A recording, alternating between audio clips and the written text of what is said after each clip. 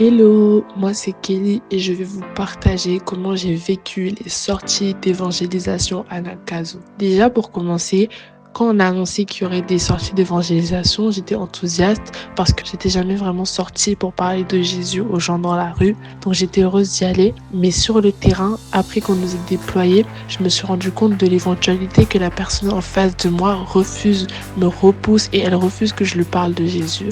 Et j'ai commencé à avoir peur du rejet, peur d'être rejetée. Et comme je voulais pas ça, à chaque fois qu'on allait aborder une personne, je me mettais un peu en retrait, histoire de pas trop subir le rejet si elle veut pas en fait.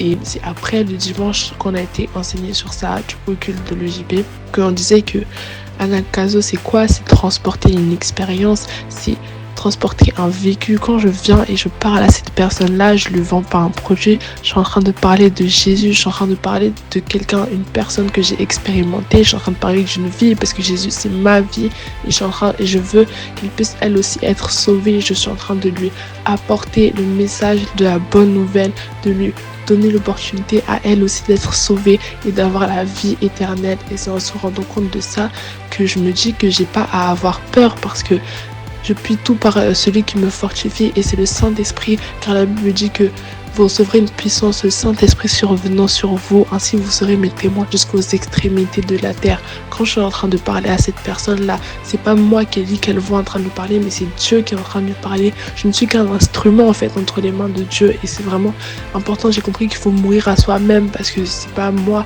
même si elle me rejette et tout, faut pas avoir peur du ridicule, tout ça, parce que c'est pas moi en soi, je suis en train de parler de Jésus, je parle pour Jésus, je suis en mission pour remplir la maison du Père, car c'est le rêve de Dieu que sa maison soit remplie, c'est le rêve de Dieu que que la jeunesse soit sauvée, la jeunesse de l'île soit sauvée.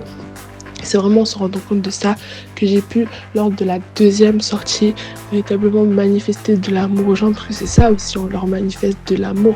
Donc j'ai pu parler, j'ai pu échanger avec des personnes et leur transmettre véritablement le message de Jésus, parce que j'ai demandé au Saint-Esprit de me remplir. C'est par le Saint-Esprit, c'est par le Saint-Esprit qui me fortifie, c'est par le Saint-Esprit qui m'aide que je peux accomplir cette tâche-là, accomplir cette mission-là et je suis heureuse de le faire et je rends grâce à Dieu de ce qu'il a pu m'éclairer sur ça, de ce qu'il a pu casser ce truc en moi, de ce qu'il m'a parlé par rapport à ça et que c'est aujourd'hui la réalité que je vis. Merci Jésus.